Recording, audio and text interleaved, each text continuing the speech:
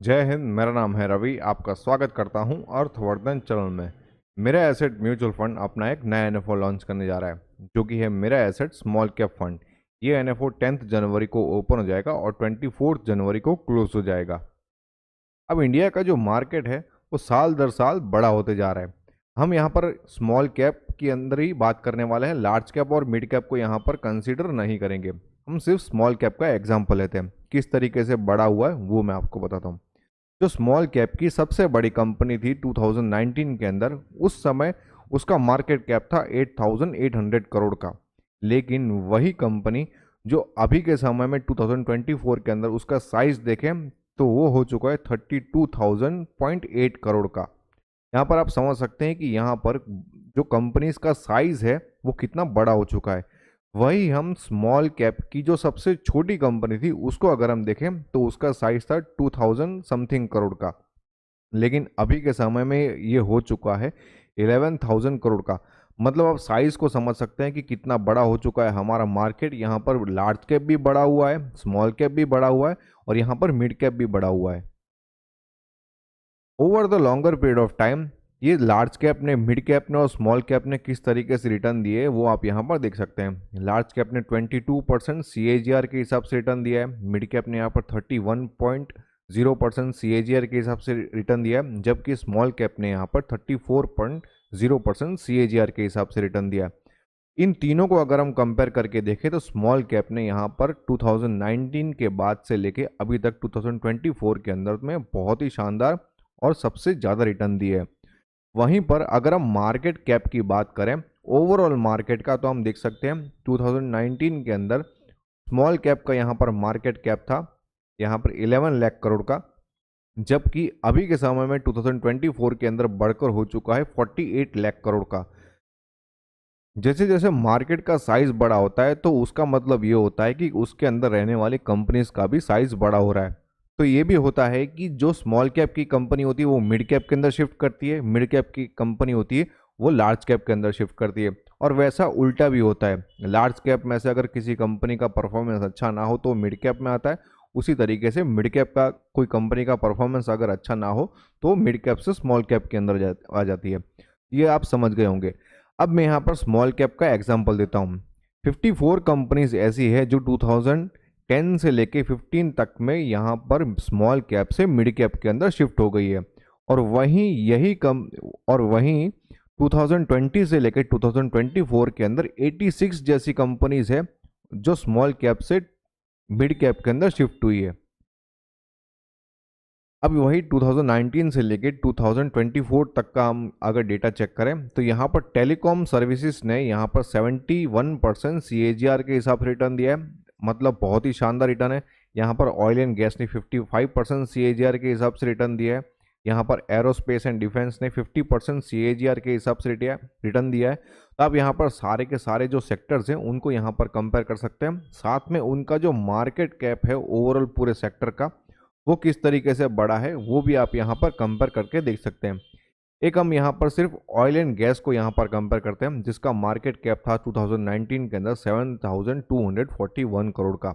लेकिन अभी के समय में यहाँ पर ये बढ़कर हो चुका है 64,841 करोड़ का। ये कितना बड़ा जंप है आप यहाँ पर समझ सकते हैं। उसी तरीके से आप यहाँ पर कंज्यूमर ड्यूरेबल्स को भी यहाँ पर चेक करें तो यहाँ पर 66,881 करोड़ का मार्केट कैप था, अभी ये बढ़कर हो चुका है 2,64,000। मतलब यहाँ पर 4 गुना जितना बढ़ोतरी होते हुए हमको देखने को मिल रहा है मार्केट कैप के अंदर।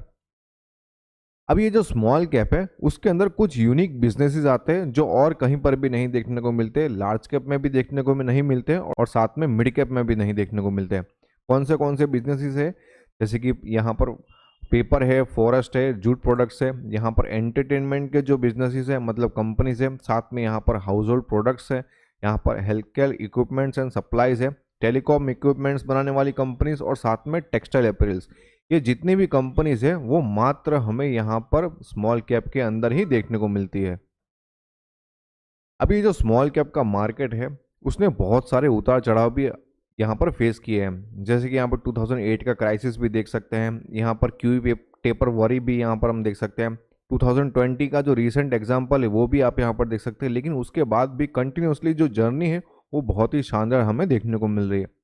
अगर इसको स्मॉल कैप को हम मिड कैप के साथ में कंपेयर करके देखें तो over the longer period of time यहाँ पर स्मॉल कैप ने 28.4% CAGR के हिसाब से रिटर्न दिया है, जबकि मिड कैप ने यहाँ पर 26% CAGR के हिसाब से रिटर्न दिया है।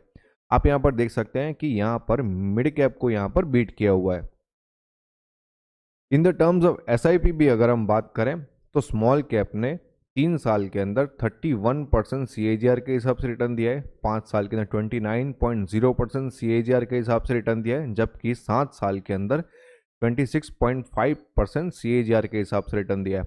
और अगर हम कंसिस्टेंसी की बात करें तो लास्ट 10 साल से 20.9% CAGR के हिसाब से हमें रिटर्न देखने को मिल रहा है।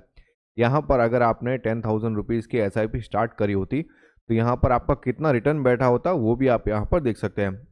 ये जो फिगर्स हैं उनको आपको अच्छे से एनालाइज करना है तो आप इस वीडियो को पॉज करिए और साथ में ये जो फिगर्स हैं उनको अच्छे से यहाँ पर नोट करिए, क्योंकि ये बहुत ही शानदार यहाँ पर सीखने वाली बात है। अगर आपको भी इस फंड के अंदर इन्वेस्टमेंट करना है तो लिंक मैंने डिस्क्रिप्शन के अंदर दे दिया है, वहाँ से आप इजीली इस फंड के अंदर इन्वेस्टमेंट करना स्टार्ट कर सकते हो। मेरा एसेट स्मॉल कैप फंड ये NFO 10 जनवरी को ओपन हो जाएगा और 24 जनवरी को यहाँ पर क्लोज हो जाएगा। इस फंड का बेंचमार्क करने वाला है निफ्टी स्मॉल कैप 250 TRI।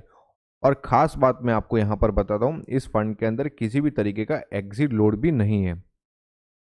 इस फंड का इनिशियल NAV 10 रहेगा और एक्सपेंस रेशियो जैसे ही फंड लॉन्च हो जाएगा वैसे ही आपको पता चल जाएगा। ये एक ओपन एंडेड कैटेगरी का फंड रहने वाला है, मतलब आप इस फंड के अंदर कभी भी अपने पैसों को इन्वेस्ट कर सकते हो और कभी भी अपने पैसों को रिडीम कर सकते हो। ये रेगुलर और डायरेक्ट दोनों ही मोड में अवेलेबल रहेगा। इसमें ग्रोथ और डिविडेंड दोनों ऑप्शंस देखने को मिलेंगे।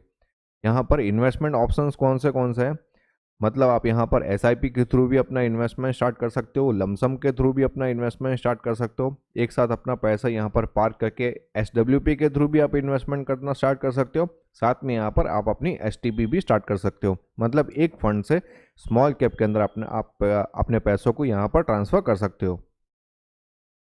अब यहाँ पर मिनिमम इन्वेस्टमेंट का रिक्वायरमेंट कितना है तो वो भी मैं आपको बता देता हूँ। अगर आपको लमसम में अपना इन्वेस्टमेंट स्टार्ट करना है तो आप 1000 रुपीज़ पर मंथ आप अपना इन्वेस्टमेंट स्टार्ट कर सकते हो, या फिर अगर आपको अपनी SIP स्टार्ट करनी है तो मात्र 100 रुपीज़ पर मंथ से आप अपनी SIP स्टार्ट कर सकते हो।